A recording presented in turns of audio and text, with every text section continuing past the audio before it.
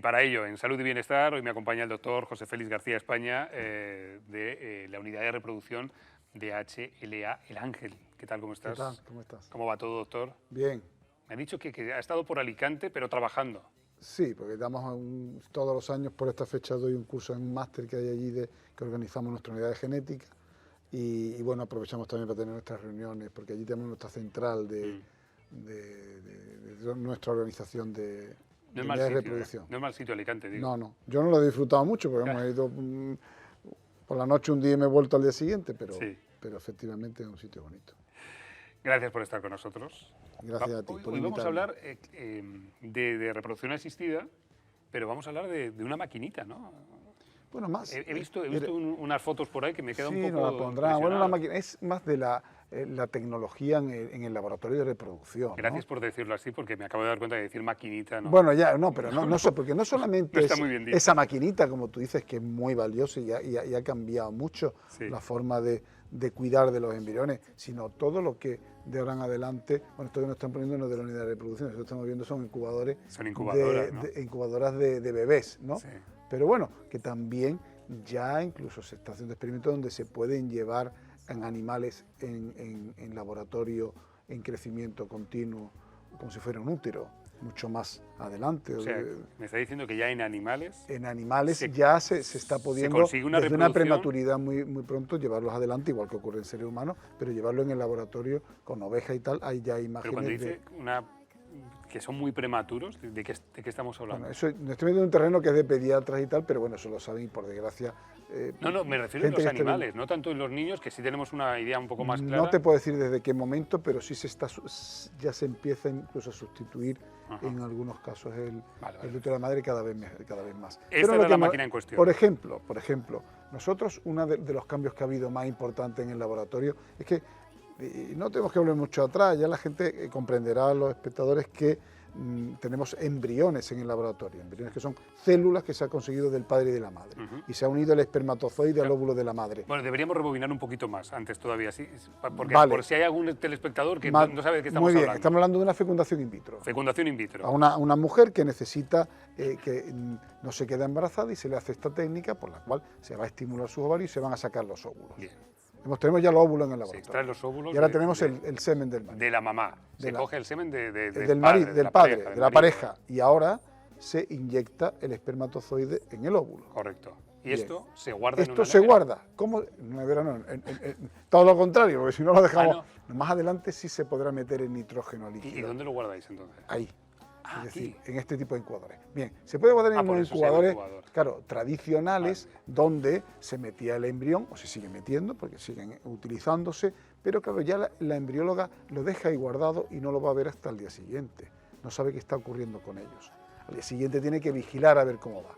¿Qué ocurría? Hay que abrir la puerta del incubador, sacar los embriones protegidos con una gotita, mirar a ver cómo están evolucionando, volverlo a guardar y día a día entrar y salir, entrar y salir. Claro, estamos hablando de embriones, estamos hablando de 2 células, de 4 células, de 8 células. Claro, que no estamos hablando... algo que no se ve ni con gafas, o sea, quiero decir que necesitamos un microscopio. Efectivamente. Vale. No estamos hablando de niños con brazos y piernas ni muchísimo. No, claro, estamos hablando de células. De células, Claro. ¿vale?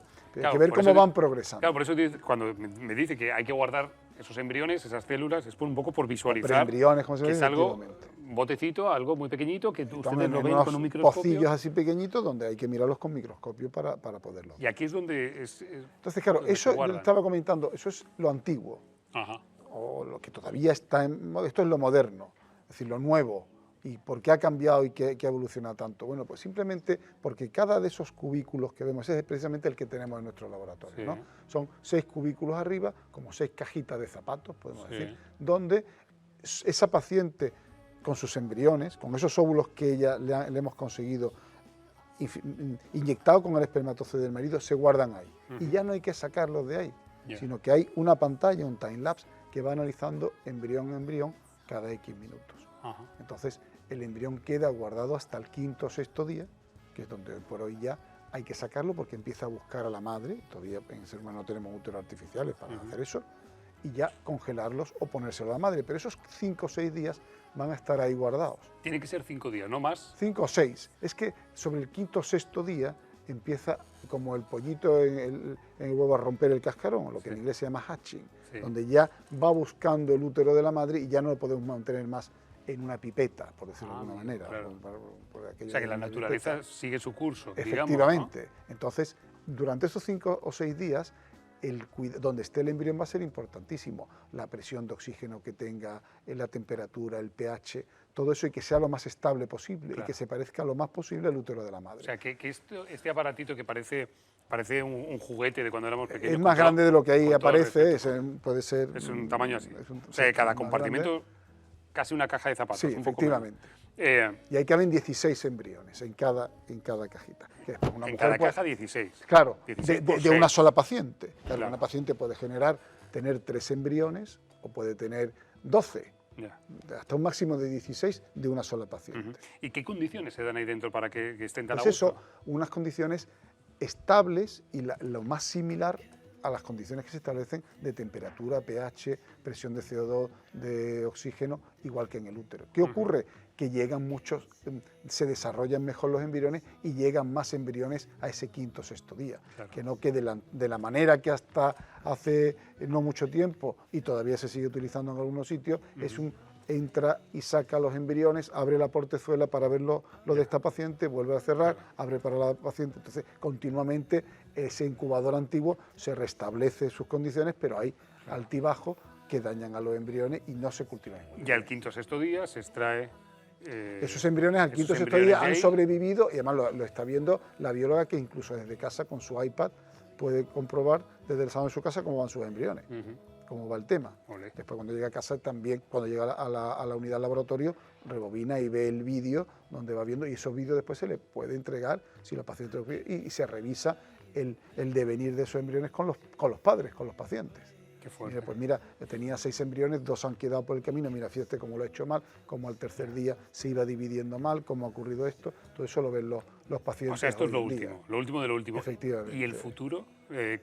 ¿Cómo sería futuro, la mira, realidad de aquí a 5 claro, o 10 el años? futuro de Porque la esto va muy reproducción rápido. ahora mismo precisamente está por una parte en la genética, ¿no? En prevenir, y por otra parte en el laboratorio. Entonces, la labor se va a cuestionar, se va a reinventar la labor del embriólogo en el laboratorio, porque hoy día, por ejemplo, cuando el embriólogo recibe los óvulos de la mujer y los espermatozoides, pues tiene que ir, pues como en un microinyector que se llama, como un joystick de estos de juegos de Play, pues inyectar esos espermatozoides, hacerlo manualmente. Hay mucha manualidad todavía dentro del laboratorio, y eso ya sí existen, todavía no, digamos,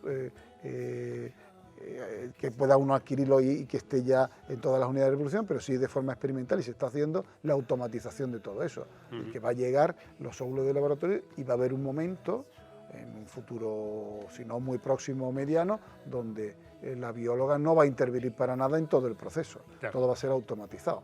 Desde la microinyección de ese espermatozoide, su cultivo, su congelación en nitrógeno, todo, no, la mano humana apenas va a intervenir. Claro, ese es el futuro que tenemos ahí ya al lado. Pero se va a quedar sin trabajo, doctor. Esto... Pues por eso digo, habrá que reinventarla. Siempre tiene que haber un ser humano que compruebe que la máquina funciona, cómo van los embriones, efectivamente, pero se dedicará más a investigación o a otro tipo de... ¿Y el futuro ya, me voy a 30 o 40 años? O sea, ya como vamos a pensar un poco como si esto fuese ya Matrix. ¿Cómo será la reproducción asistida? Pues mira, precisamente me decías, ¿qué has hecho en Alicante? Pues en Alicante tengo unas charlas, en el máster que tenemos allí, que son aspectos generales de la fecundación, de la reproducción. Y el final de esa charla, pues pongo imágenes, digo, bueno, ¿y qué? Como una bolita de cristal, ¿y qué pasará? Pues mira, y pongo, por ejemplo, la película de Harrison Ford, del futuro, ¿cómo se llama? Bueno, donde... es un clásico de la ciencia ficción, donde se suponía que en la época que estamos viviendo ahora, se desarrolló es una película de los años 80, Blade Runner, efectivamente. Que todo pues, desaparecerá como lágrimas bajo la lluvia. En Blade Runner, el protagonista Harrison va por la calle y hay unas mamparas, como las cabinas de teléfono, donde era lo más, donde se cogía un teléfono y se marcaba y veías la persona con la que estaba. Una videollamada, ¿no? Una videollamada. Y ahora la videollamada la tienes ahí y hablas con Australia en cualquier momento. Es decir, supera todo lo que pensemos que va a ocurrir. Yo digo, pues imaginarlo y supera a la realidad, ¿no?